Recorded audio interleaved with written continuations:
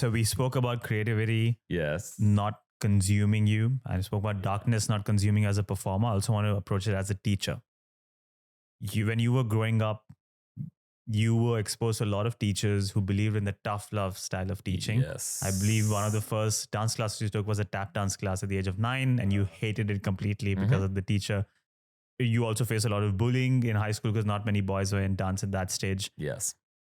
In contrast, your teaching style now is the complete opposite. You try to provide a space that's void of judgment, a stage for showcasing the dancer's inner work, like you mentioned. You've embodied the philosophy of being this mirror of innate goodness for a dancer. I'm curious to get your thoughts on this.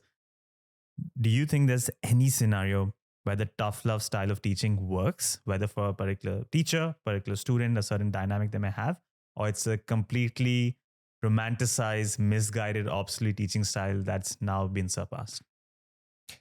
Ooh.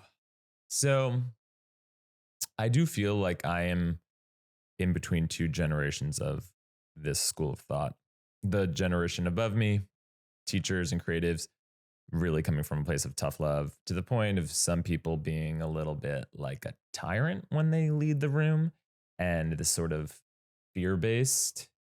That's the thing is with tough love. I do think it's important when, especially because you don't want people walking all over. You want to be able to like be like, no, I am leading the room and this is in my space. This is how I want to run things. And if you're going to be in the space, you have to follow these rules.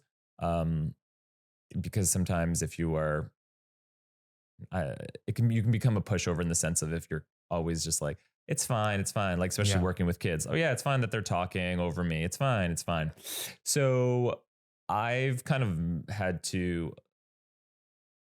though I always lead with love, I do find, and this is especially with like high school age kids, which I work with high school age kids a lot, that if you are too chummy, that they're, they do take advantage of that energy, and side conversations start happening, or you're like, oh well, I don't have to try as hard because it's Billy.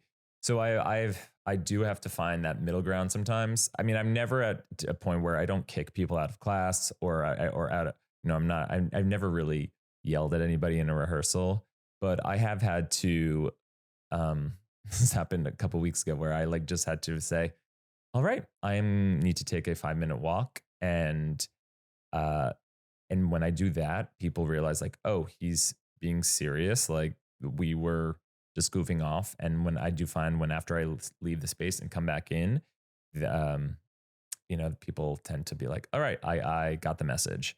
But yeah, because the tough love thing for me, I guess what it did for me was it was constantly making me seek approval. And that bled into every aspect of my life. This idea of I'm not good enough, and so I need to get external validation, which all comes back to this idea of becoming your own best friend, coming back home to yourself, resting in your essential nature, this innate goodness. Because I think that the tough love thing does make you feel a sort of lack, at least in my experience. I'm speaking of growing up and having a lot of teachers who were, crossing their arms until, and even when you did something correct or whatever, there still was never that great job. It was all right, well, next time you're going to get the leg up even higher. Yeah.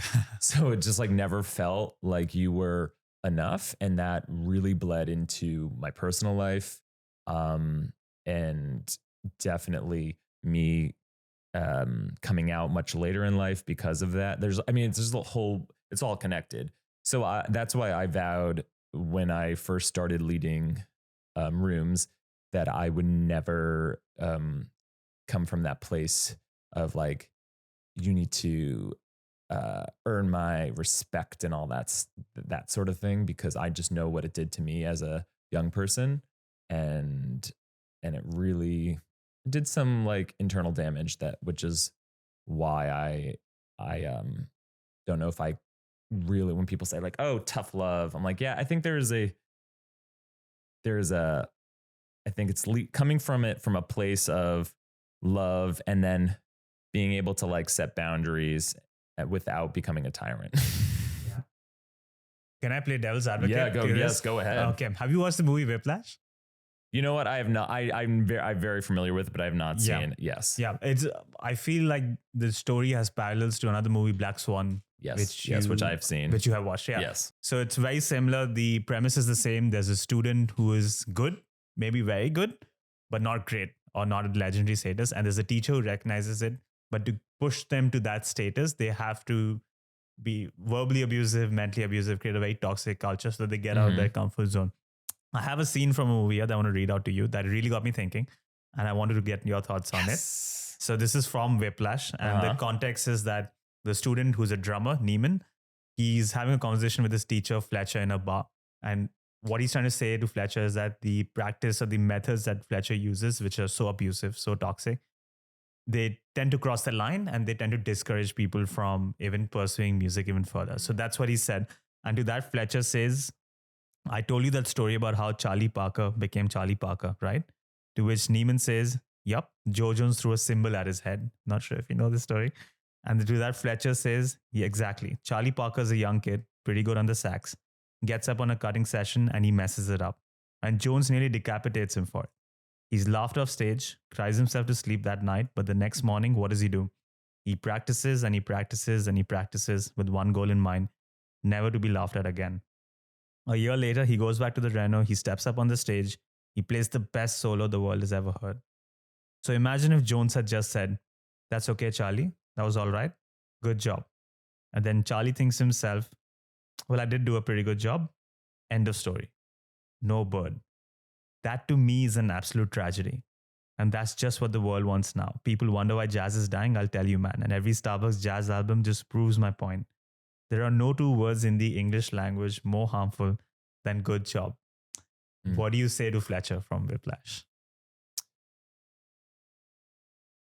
I think, and this is why it is a fine line, because what we do, especially when you are an artist, whether it's that you play an instrument or you're a dancer or a singer, what you do is so attached to your body and your sense of identity. And I think you can like look at your craft as something different of like, yes, you need to work on this, you need to improve. And also at the same time be like, but you as a human you're great. You are perfect. But your artistry, we need to work on, because I think that it's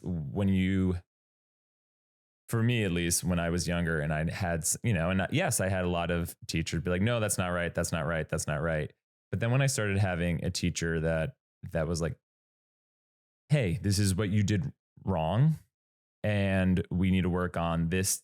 You need to work on this stretch, coming at me from that place, but being like, and then I'd start crying. So, I was a people pleaser, that disease to please. And then they would be like, that doesn't reflect on you as a human. Like, just because you did not do this phrase correctly doesn't mean that you are you're less of a human. Because that's where I think things get a little wonky, is a lot of young people with their art so attached to who they are as a being in the world, that when they're told like, you're bad at, you messed that up, a lot of them take it meaning that they're bad and that's how I saw it a lot when teachers.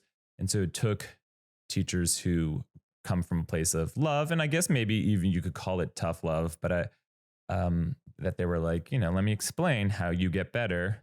But that doesn't mean that you, Billy, are lacking in any way. I don't know if that makes any sense. It's like, it does. Being able to separate that, just because, I don't know if I totally agree with it. I think it's also the approach. It's like the throwing of things. It's like, for me, everything has, it's like, what's the intention behind your act? And if somebody threw something at me, which I've actually had people throw a thing, like when what? It was there was a dance teacher who threw a water ball, not at us, but like at the wall.